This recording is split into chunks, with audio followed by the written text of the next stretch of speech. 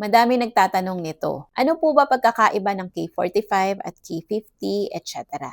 Maliban sa maturity value at monthly premium, quarterly, semi-annual, or annual. Simple lang ang sagot. Ang K45 at K50 and other Kaiser plan ay magkapareho lang as to how Kaiser works. Parehong 3-in-1, long-term healthcare, insurance at investment. Pareho ring 7 years to pay at 13 years waiting period para maging 20th year ang maturity. Ang totoo, dalawa lang ang pagkakaiba nila. Una, yung amount ng benefits base sa plan level. Pangalawa, yung premium na huhulugan mo, monthly, quarterly, semi-annual, annual, or spot cash. Yun lang po. Walang extra feature sa K45 na wala sa K50. At wala ring kulang sa K45 na meron sa K50. Except lang talaga sa amount ng coverage, benefits, at premium na nakabase sa plan mo. Think of it like sizes ng damit. Small, medium, large. Pareho ang design, pareho ang tela, pero iba yung sukat at presyo. Ganun din sa Kaiser. So kung alin ang kukunin mo, K45 o K50 o other Kaiser plans, depende yan sa budget mo. At gusto mong maturity value after 20 years. Pero sa benefits at how it works, same lang po sila. Take note, kailangan mo rin i-consider kung pasok pa sa edad mo ang plan na kukunin mo. If you want to know more, comment